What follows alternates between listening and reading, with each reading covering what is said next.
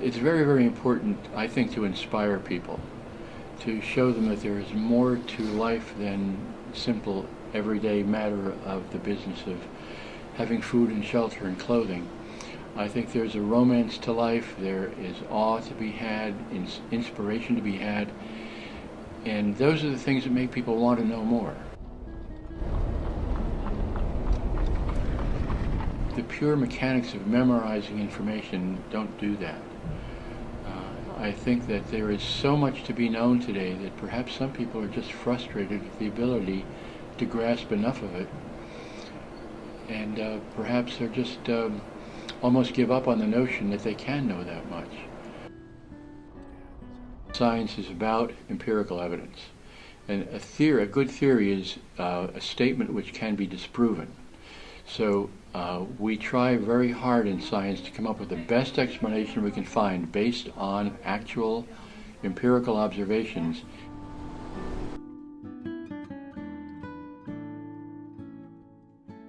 We're here for Open Doors, Jamestown, and right now we're giving tours. Had quite a few people already come in. The roads are plowed and open, and we're showing the new renovations that the Martz-Kohl Observatory has made, and they're not quite completed. We'll have our grand opening, I think, in the fall.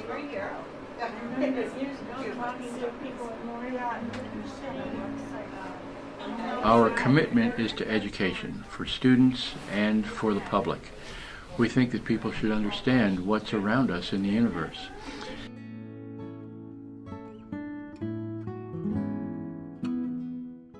I've always been interested in the sky, and I always tell people that the entire universe only has two moving parts, planet Earth and everything else.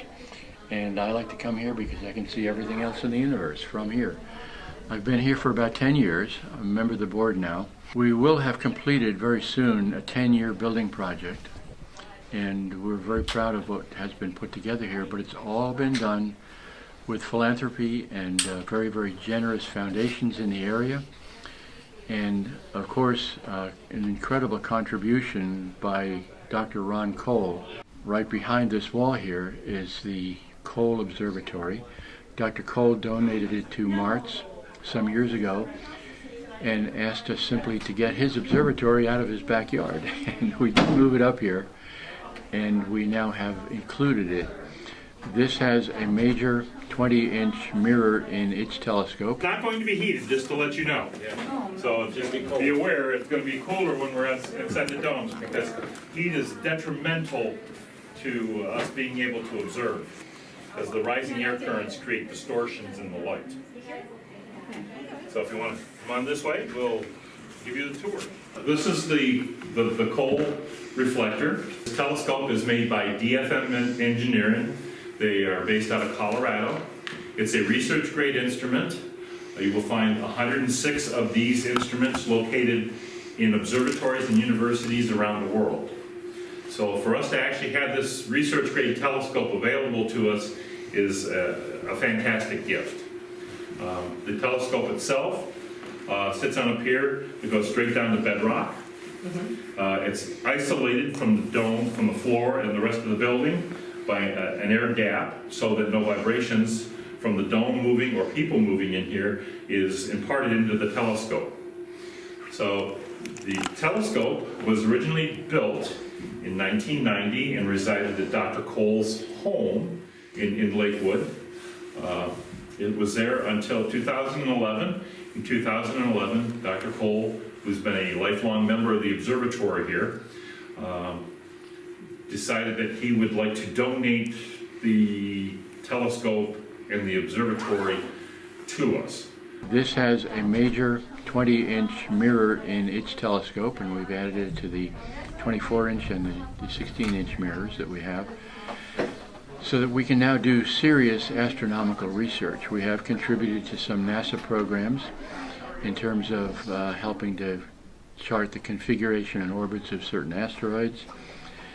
And we will have a very interesting time up here tomorrow night if the clouds clear out, because we'll be here to look at the total lunar eclipse that's coming.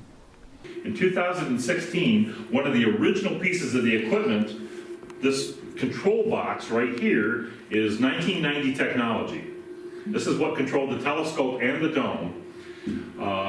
One of the boards in here failed. For us to replace that unit was going to cost us $26,000.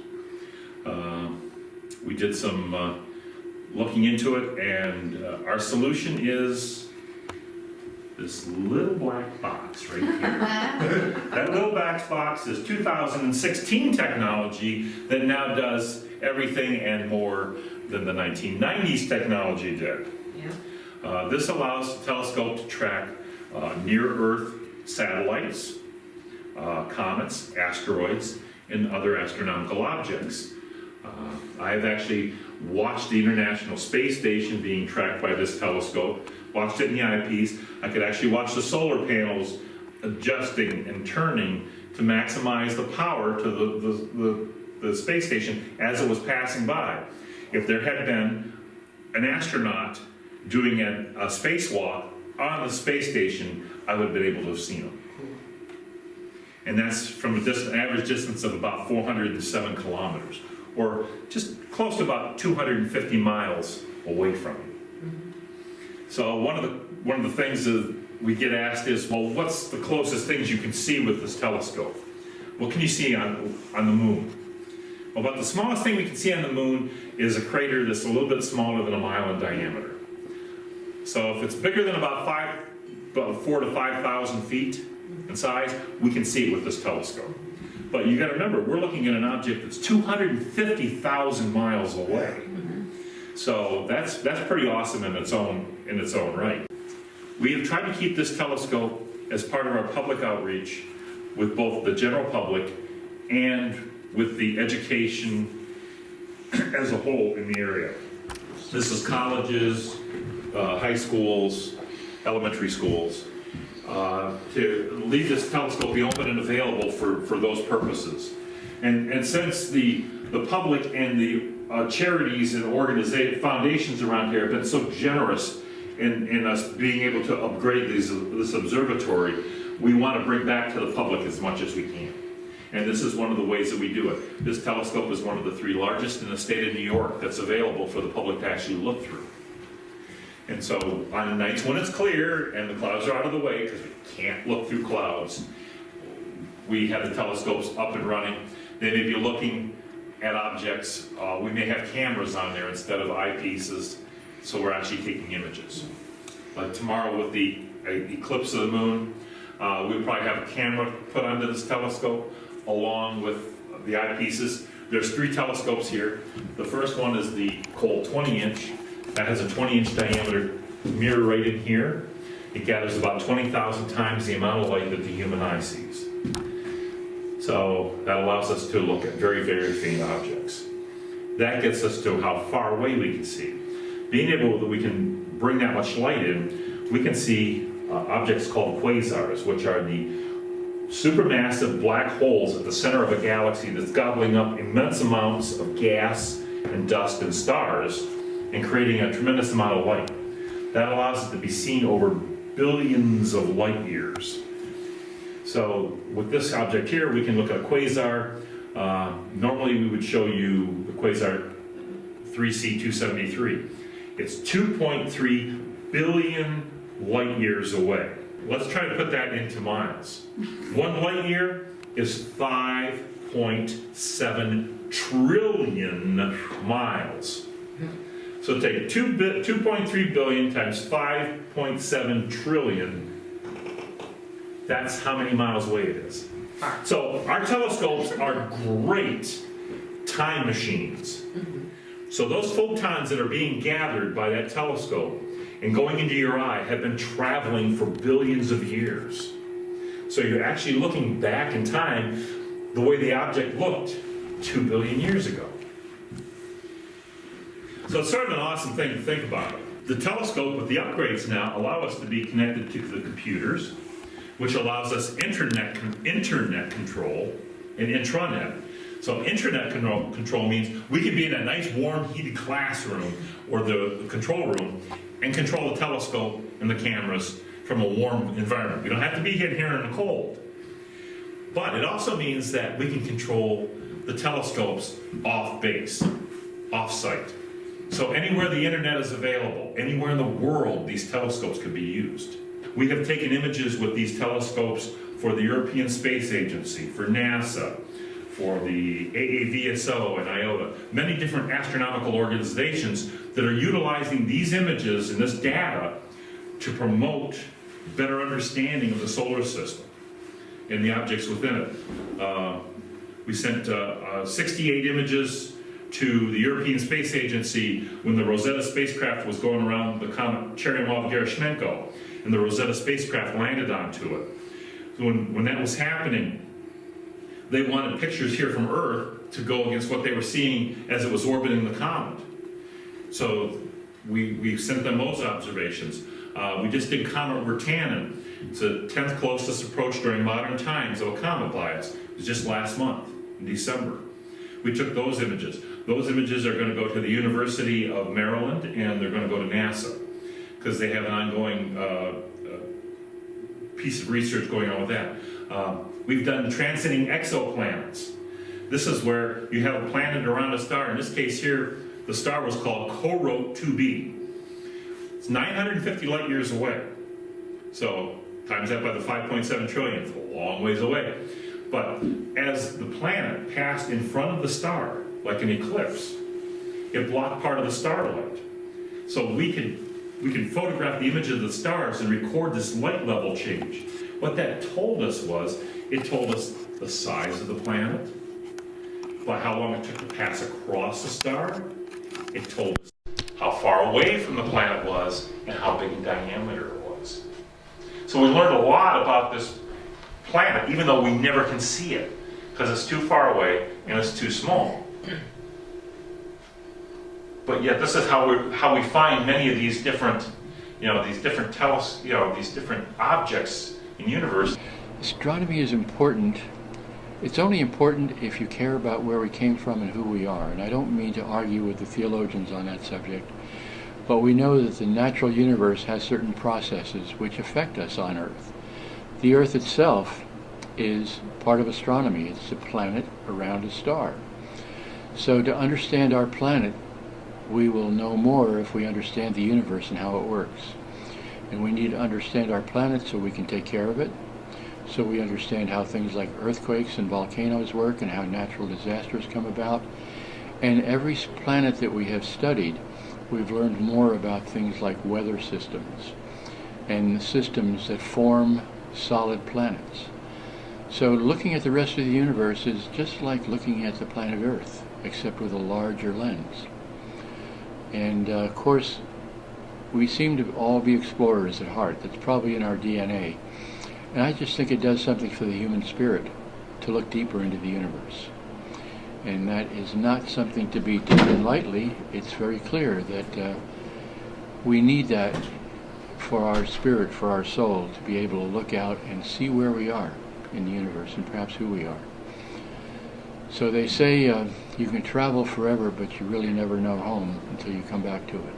So what we're going to do is we're going to go down now, and we're going to go down the steps and out that back door right there, go down the hallway, and we're going to go to our next observatory. The original dome was actually started in 1953 and was completed in about 1957. The whole original Martz-scope was invented and put in place in 1965. Here's the next observatory right here.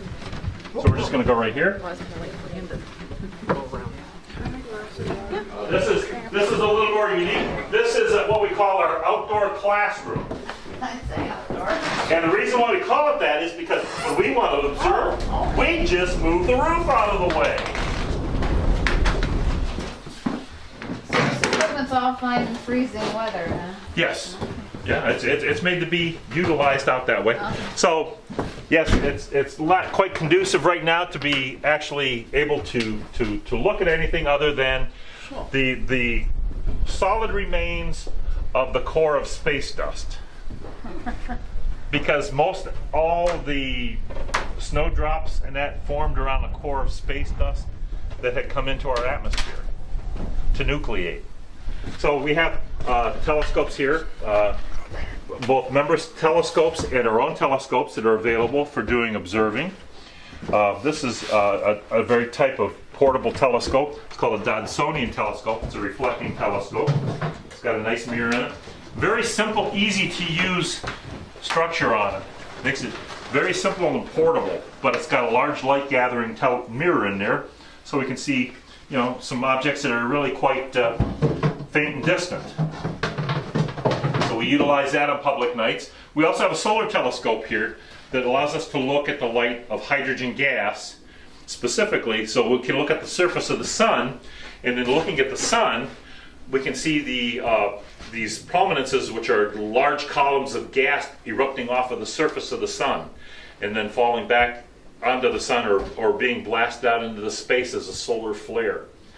So we have that, and the telescope is designed so that you can look at that safely. So this is another one of our areas. If we wanted to do looking at shooting stars during a meteor shower, we just roll it out of the way, and you can sit up here. You're up off the ground. This is a nice wind barrier. It works really, really good for doing observing of meteor showers. We will eventually have an all-sky camera set up here that will continuously look at the night sky and actually record meteors. I've been talking with Dr. Cook at NASA about getting a NASA meteor observation network station put up here at the observatory.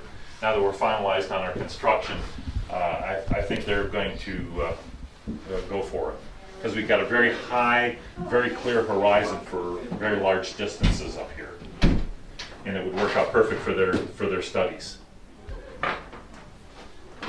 Now, what's the difference between this facility and a planetarium? These parts here are observatories where we're observing with telescopes. In a planetarium, what you're doing is you're projecting an image of the night sky onto a dome or a surface and producing realistic views of the night sky. Now, we will be doing that here also. We have another room, a part of our new additions, where we'll have a planetarium projector in there, and we'll be doing programs for groups and educational classes. Now, do you know what's over at Penn State Barron, that facility over Yes. Dr. Darren Williams, who's actually the head of the astronomy and physics department over there, used to be a member here when he was a teenager. In fact, he always likes to point out to everybody that I am the person that showed him Pluto. But he brings his students over here quite often. There's the Mahaso Observatory besides the Yan Planetarium. Oh, okay. Yeah, Jim Gavio is the director of the planetarium over there, and he's been here several times also. Cool. Yeah, we have a very good relationship with Penn State Barron, Good. along with Jamestown Community College and with Edinburgh University. On this model, we have Jupiter and Saturn, the two largest planets in our solar system, and in scale, this is the planet Earth. It's a humbling experience to realize how small we are in proportion to the rest of the solar system. The planet Venus is about our size, and this is the only place we know of in the entire universe with intelligent life. But from here, we can see everything else, and we're looking. But there's an electronic cooler inside the camera, which we can take it down to just about 50 to 60 below zero. And by doing that, we can get rid of most of the heat noise that would come into the CCD. If you've ever done any photography in limited light, and your shutter has to stay open for maybe 15 seconds, you'll notice you get a lot of noise in with that picture. Well, we have the same situation here, but by super cooling that CCD, we can get away from all that heat noise. The 24-inch weighs 1,350 pounds. It's all made out of half-inch steel plate. And they decided they wanted to build it heavy back then, so they really did a good job. They build it with such precision. Well, you'll see some of our pictures. They're just amazing. The black scope you see on top is a 16-inch, which was that we got from the government.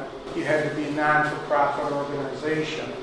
And we made a bid of $475 and won the bid. That light comes down past the secondary, which is actually an obstruction that's in the way, but it has to be there. Comes down and it hits the main mirror. It's reflected, it's refocused and reflected up to the secondary, and it's refocused up there again. And it comes down through a 4.5-inch hole that's in the center of the main mirror and comes down here and strikes the camera. The camera is the last box you see on the bottom there. It started out being built by our organization called the Astronomers Guild of Jamestown. They started out, well, they actually had the idea to build this 24-inch scope back in 1934 when the organization got together. They never started building it until about 1958. One of the most exciting things I've seen is a photograph we were able to take of a very, very, very distant galaxy, approximately 9 billion light years away, which means when we're looking at the light of that object, we are looking back in time 9 billion years. We're looking halfway back to the beginning of the universe itself. And to see something like that with your own eyes, it's very humbling, but it's very, very inspiring as well. Light travels at a given speed, which means it takes a while to get here. And if it took light 9 billion years to get here, it means you're looking at something that happened 9 billion years ago. And then they can take our figures, NASA can take our figures, they can calculate different star differences and different things. Yep. Sure. So we have the schools doing that too.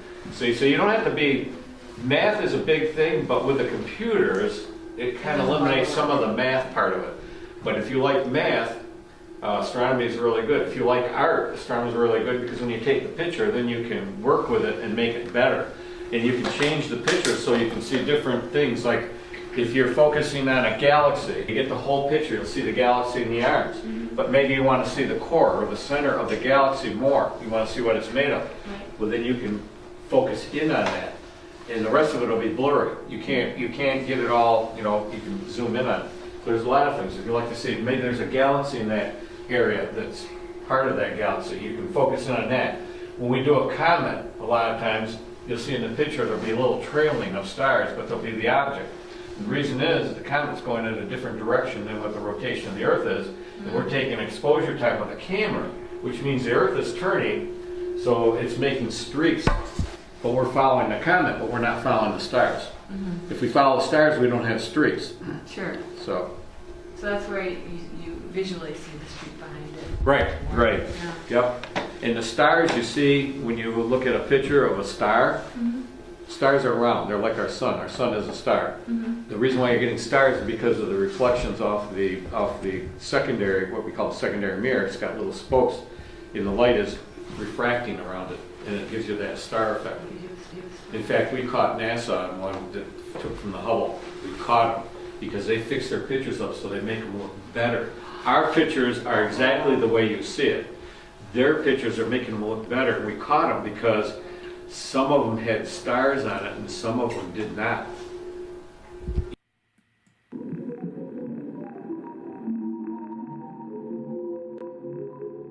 Other things that we have seen from here are asteroids and comets. They're very, very interesting to look at because they're different worlds that we haven't visited and probably can't visit very many of. We're looking at other worlds out there. So astronomy is becoming big. It's been big in Penn State. It's big in Edinburgh. They have an astronomy department.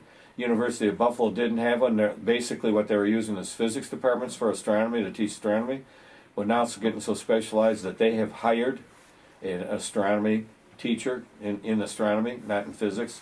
We can get as complicated or not as complicated as you want. We can be into art. We can be into picture taking, photographs, taking pictures. We can be in visual. We can study. We have, you can study brightnesses of stars to the point where a certain brightness of a star and another star, we can actually tell you how far apart it is by using math. We have a spectrograph that we can also see, and that will also tell us how far away the stars. Right now we've been looking at a supernova that's occurring. As an observatory, as an educational, we have a lot of opportunities. We can map the sky for NASA. We can do what we call watch for near-miss objects, because professional scopes cannot do that, real professional scopes. What they do is take information from us. If we discover something up there and we're not sure what it is, we have a number we can call. And if they think it's of any interest, then the professional scopes will go on it and they study. They're not scanning the skies like we are. Now, are all them craters there where it was hit by asteroids? Yeah, That's what that was. yeah. There's a couple that were actually volcanoes, but all the ones that I'm familiar with Okay. were impact craters. Why are we not hit more with asteroids? Is it because of the gravity, or what affects us? Are the asteroids the ones The atmosphere around us? around us stops a lot of them. Burns them up? What do you mean by Burns them- stop? Well, it burns them up. In other words, most of them are about the size of the end of your thumb. Most of the asteroids. Most of the meteorites. Or meteorites? Okay. Meters. Okay.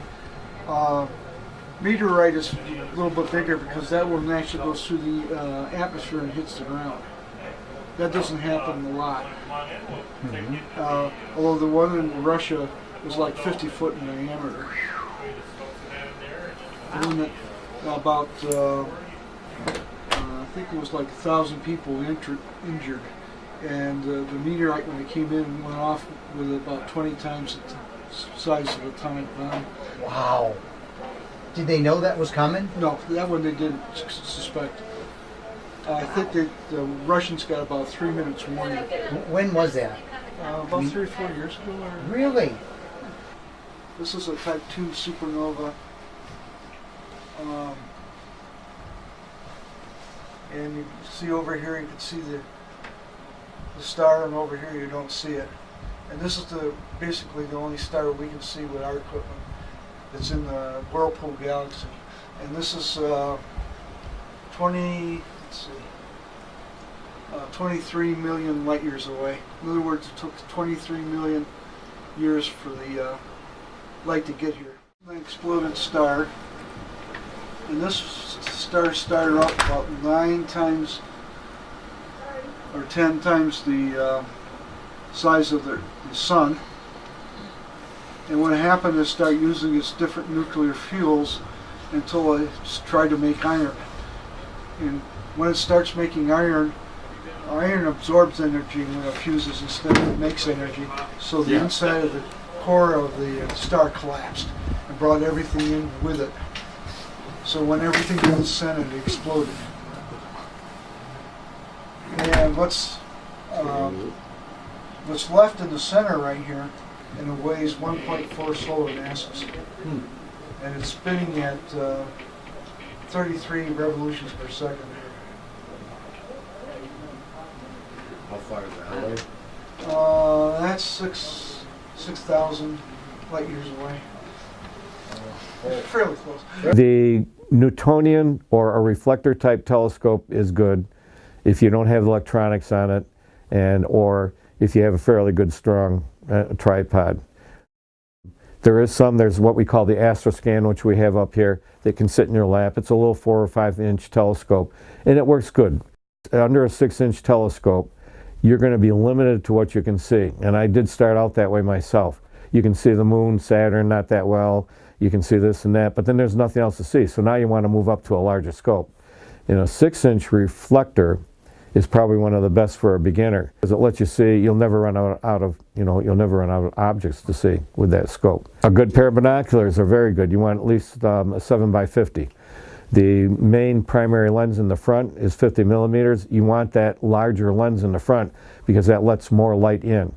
If they're a 40 or a 35, you can still see some things, but you're not going to get as much light through that pair of binoculars, no matter how well the coatings are, because of the size of the lens in the front. It's not allowing all that light to reach your eye.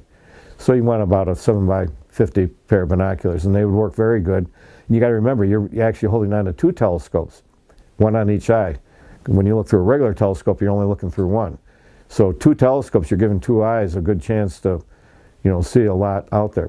If we can't disprove it, then it remains possibly a fact. But when it comes to some of these secret things or mystical things, it's impossible to disprove them absolutely. So they're not scientific theories at all. They're just phantasmagorical speculations, and they have no place in science. That's fine if it's entertainment. I'm not opposed to people being entertained by fantasizing, but it's just not science. And when those ideas are proposed in a way that can be tested scientifically, we'll take them very seriously. I guess I'm one of those people who still think Star Trek is nonfiction, but I'll probably get over that someday. That is a track of an asteroid that passed in front of a star. That creates a profile, and we were part of the creation of that profile for use and referencing for NASA and the European Space Agency. One of the larger local clusters of galaxies. This is an area of dust and gas, both in here. The dust is intruding in front of the gas. There's a color version of the same thing. The pinkish color is hydrogen gas. The dust is the darker area. This is a runaway star that was ejected out of the Orion Nebula and is moving through space. It's the planet Jupiter and two of its moons, Europa and Io, off to the left. Another picture showing the great red spot in some of the other bands and festoons on Jupiter. That is called Tabby Star. It's a star that varies wildly in brightness. The Cole 20-inch, made by DFM Engineering out of Colorado. Lunar eclipse images, very similar to the one we're going to have here on Sunday night, Monday morning. The Crab Nebula. That's in the supernova explosion that occurred on July the 3rd, 1054 AD. Another picture of the crab, a little farther version of it. This is the Great Hercules cluster. These are satellite clusters of galaxies around our own galaxy. Contain anywhere from 100,000s to several million stars in them. The Eagle Nebula is also considered the Pillars of Creation. It's one of the great Hubble telescope images. It's a black and white image of the same area. New stars are being formed out of that gas and dust. That's the Omega Nebula. Another area of star formation, a lot of hydrogen gas. This is a dumbbell. It's a planetary nebula. It's a star's outer atmosphere that's being blown off into space as it shrinks down into a white dwarf. Andromeda Galaxy is the largest large galaxy next to our own. Eventually we're going to merge in 2 billion years. Pinwheel's in one of the local cluster galaxies. It's about 3 million light years away. This is called the Running Man Nebula. It's a subsection of the Orion molecular complex. There's a planetary nebula inside of a star cluster. The center of the planetary nebula is a white dwarf. An example of supernova explosion in the Whirlpool galaxy. Picture before and after the explosion. Here's a color image of that same galaxy. You can see there's actually two galaxies there that are interacting and eventually they will merge. Ring Nebula is another planetary nebula. It's when a star basically the size of our sun goes into old age and blows off the outer portions of its atmosphere as it shrinks. Here's another planetary nebula. Again, depending upon the dynamics of the star and the star system, they have various shapes and sizes. This is a new star that exploded in a first time in a galaxy. This is one of the closer galaxies to us. It's in the Greater Bear. This is a smaller galaxy that has a lot of ongoing starburst in it. This is a galaxy that's very similar to our own galaxy in size and shape. This star here, this galaxy here is supermassive. It contains 1 trillion suns in it. That little blue section that came off of it was a jet of gas and dust coming off its black hole.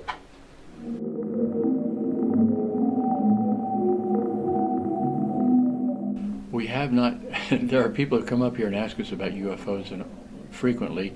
We haven't seen any yet. But it's very difficult to look at the sky without wondering if somebody isn't looking back.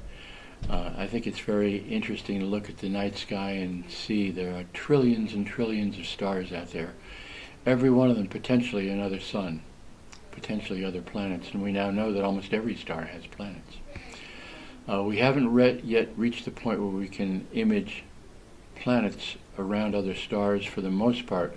We have imaged a couple of exoplanets orbiting other stars, and to realize that some of those might be not too different from Earth is kind of inspiring. We call ourselves the best kept secret in Chautauqua County, and we don't want to be that anymore. We're opening up. And we've had to be that for a little bit because of the fact of the construction going on. The Jamestown High School has been interested, and they've been running our scope. They're starting to learn to use it and visiting us here. Now we're going to work on astronomy. Since we got the building out of the way, we can get the telescopes up and running. Penn State, very active with us. They come up here, they give us lectures, they brought students up to run the scopes.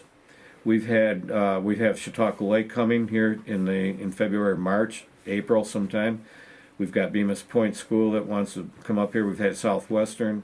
The schools are starting to get involved, and they're going to be able to run it from their schools. The kids always ask, well, we can't look at anything in the sky during the daytime, so how can we use it?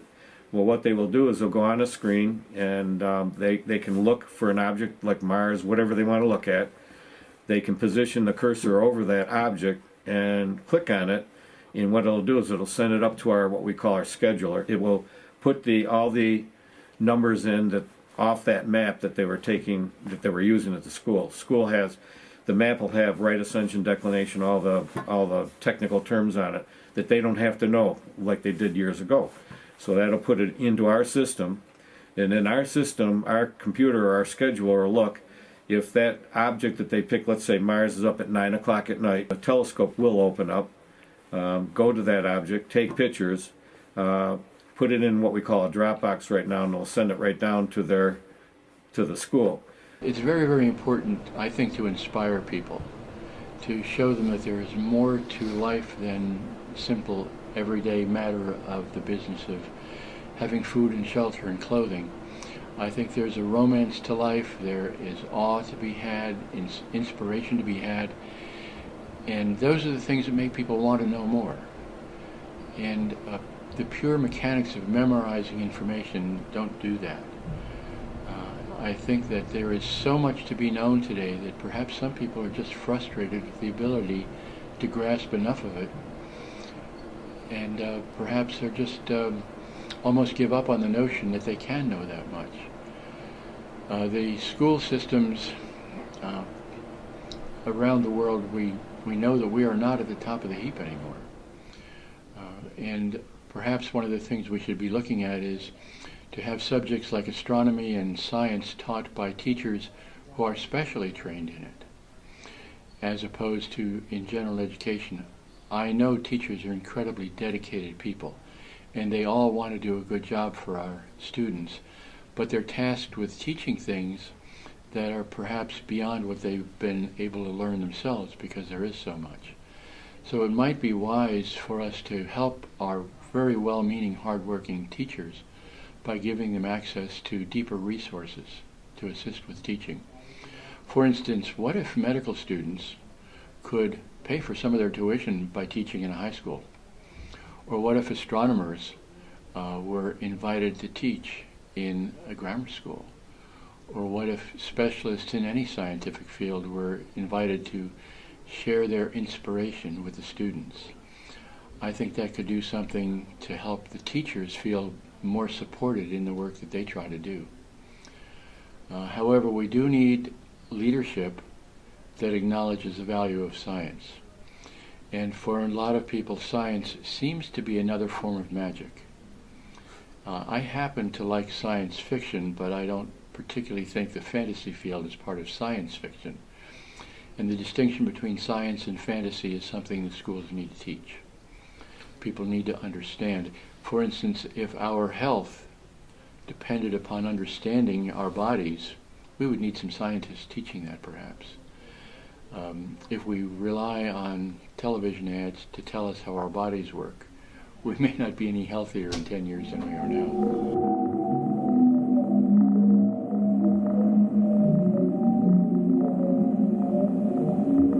I'm Mary Putnam from Warren, which is south of here, and unfortunately we're producing light in the southern sky for the observatory, which is not helpful.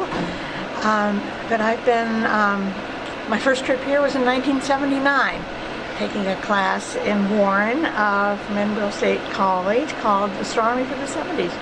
And we had a little field trip up here and saw the original version of Dr. Marshall Martz's observatory.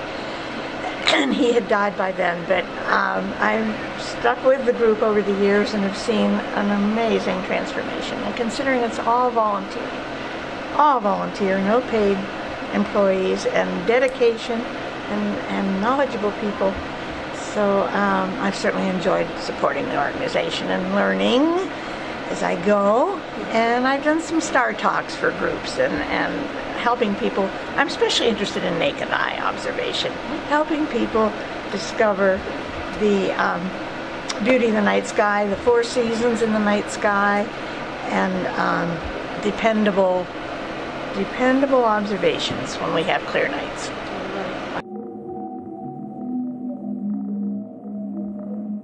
I'm Tom Traub, and I'm with the Martz-Kohl Observatory.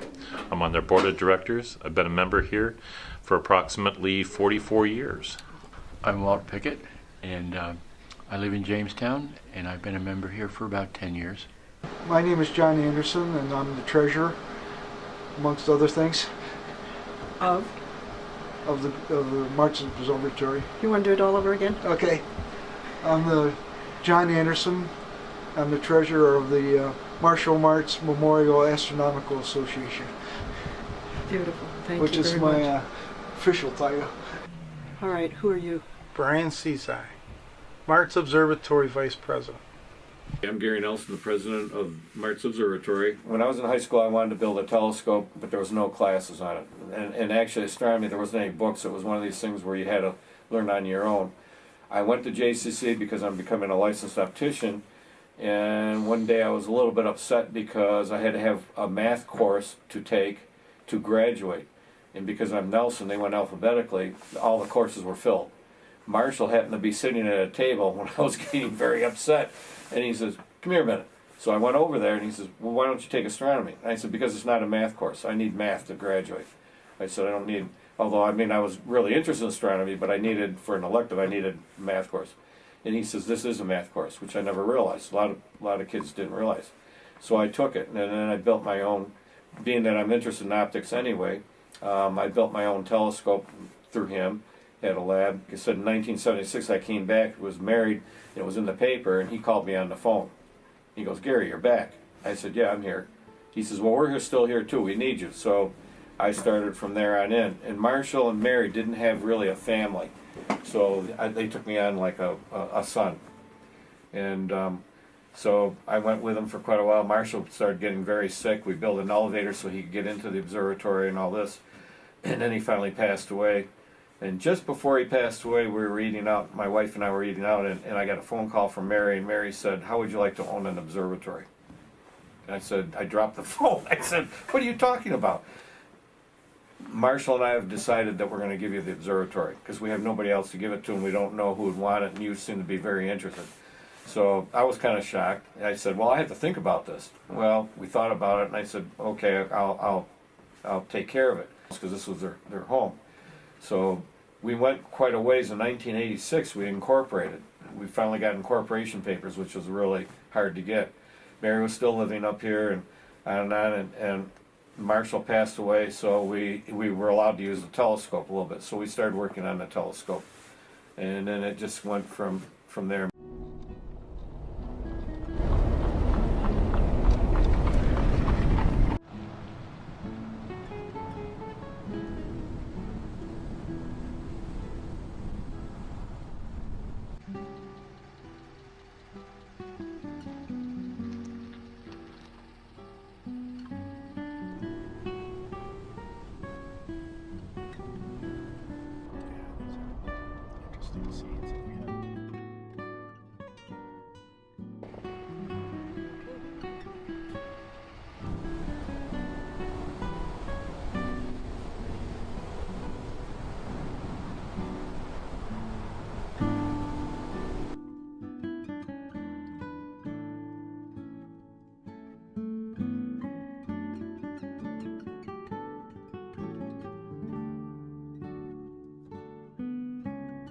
you.